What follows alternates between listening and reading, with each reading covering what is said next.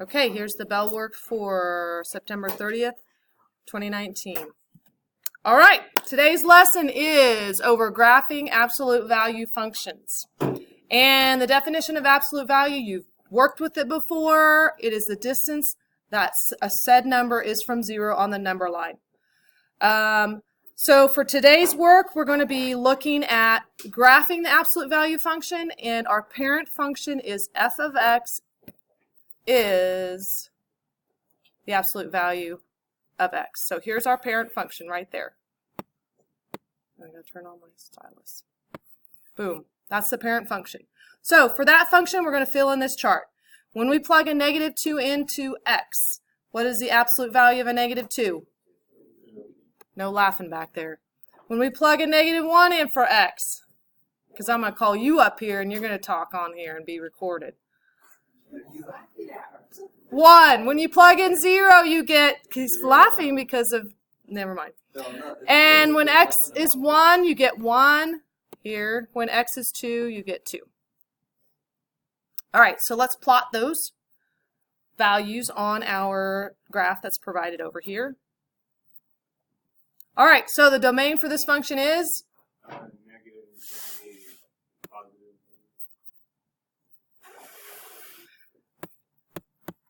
That is correct. Because any value of x to the left or right would work. All right, the range is what?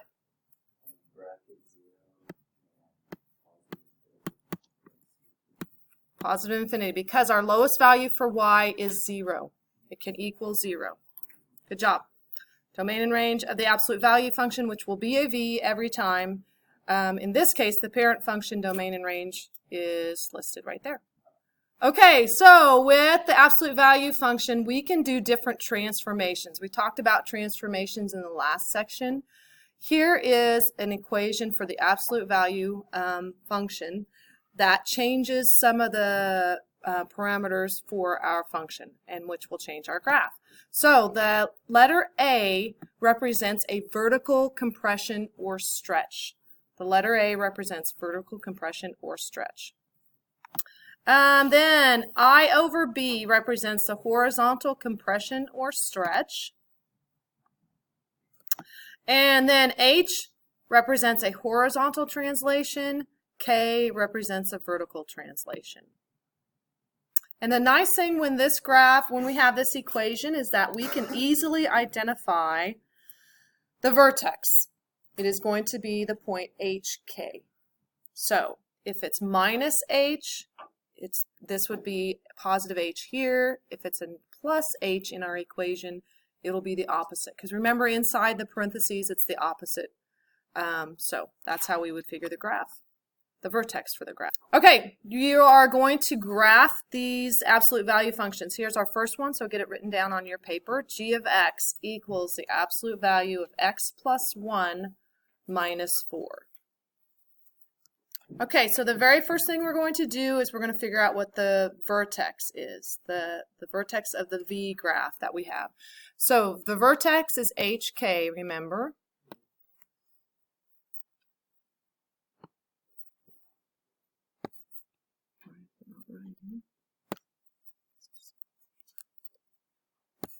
There we go.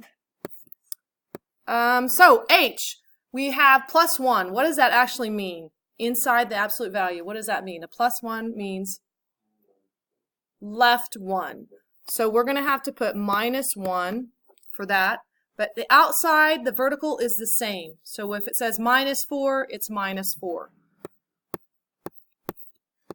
So the vertex of our absolute value function is at -1, -4. So let's go ahead and put a point there.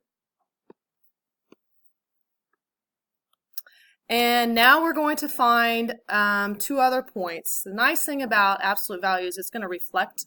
So we could find 1 point and reflect it over the axis and of our vertex, and we would have 2 more points. So I'm just going to use the value of 0. I'm going to let x equal 0. So actually I'm finding this, not f of x, but g of x.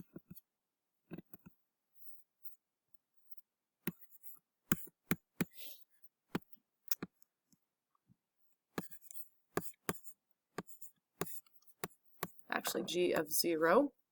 And so I'm going to plug 0 in for x and evaluate.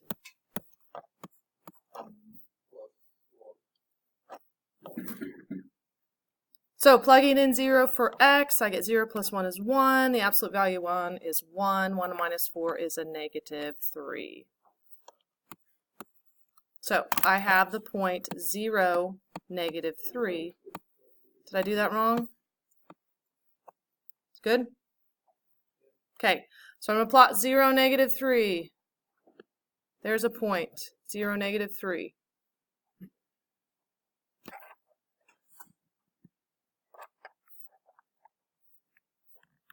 Let me push stop here. Okay, so reflecting, the other point is just going to reflect, here's the axis of symmetry for my absolute value function right here. That's where the line, the vertical line that my vertex is on. So if I find a point to the right or to the left of that, I can flip it over that to find the other. So I have the point 0, negative 3. That's 1 unit away from that axis, so I'm going to flip it over, and there's a second point that I can use to graph my function. So then I'm going to go ahead and graph. There we go. And we have graphed that function, and the next thing we need to do is state the domain and range.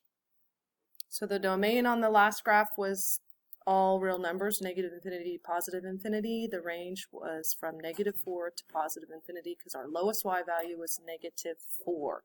Our second graph is g of x equals 2 times the absolute value of x minus 4. So the first thing we want to do is determine the vertex.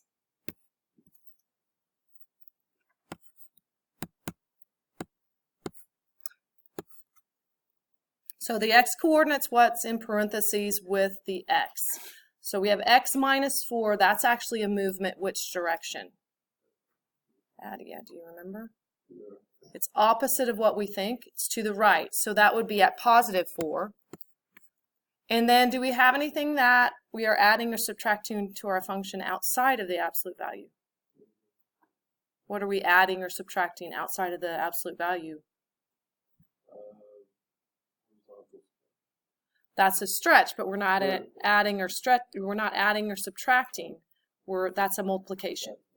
So we actually have, there's nothing out there, so we could assume that's like plus 0 out here. So our y coordinate is going to be 0 for the vertex. Okay, so 4, 0, 1, 2, 3, 4, 0, there's a point.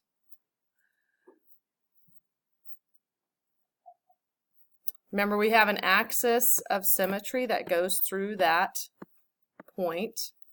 And because I'm about to run out of graph, I'm going to use the value of 5 for x so that I can graph it over here and then flip it over. So I'm going to plot 5, 2 right here.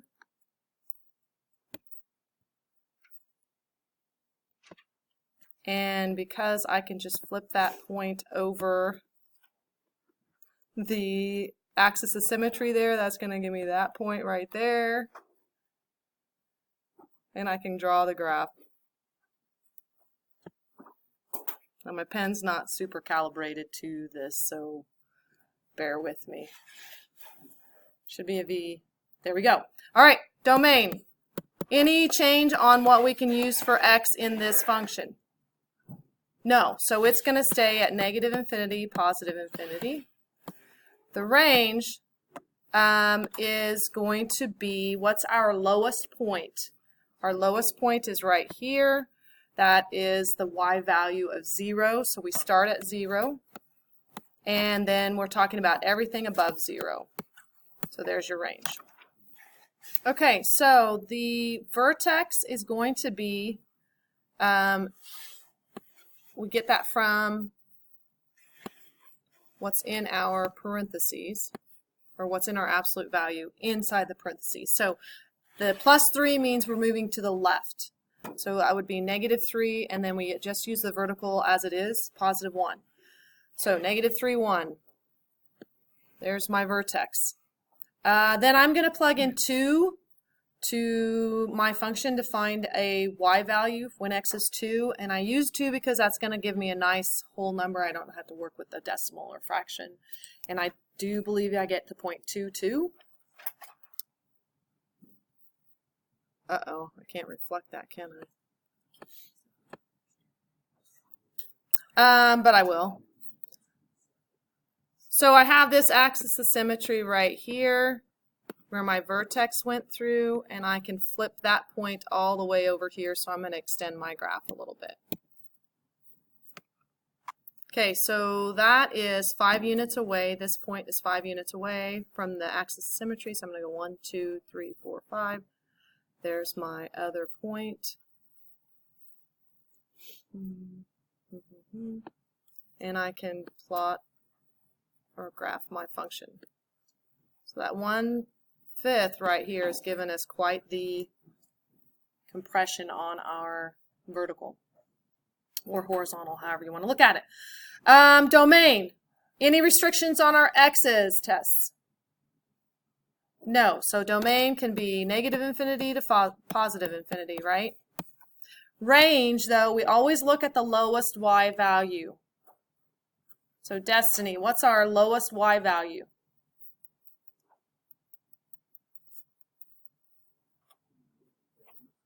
That's the x coordinate. What's the y coordinate for that? For that point, -3, what? 1. So we always look, here's our lowest point. So we look at the y coordinate for that, and that is 1. So that's what we use for our range. There we go. Okay, awesome.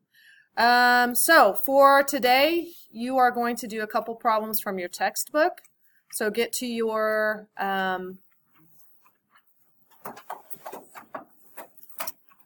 there's your assignment. I will give you graph paper, and I did not use all my time.